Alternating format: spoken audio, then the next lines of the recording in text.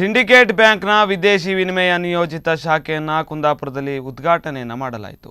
Syndicate ಬ್ಯಾಂಕ್ನ ವಲಯ ಪ್ರಬಂಧಕ ಭಾಸ್ಕರ್ ಹಂದೆ ಅವರು ಉದ್ಘಾಟನೆಯನ್ನು ಮಾಡಿದರು.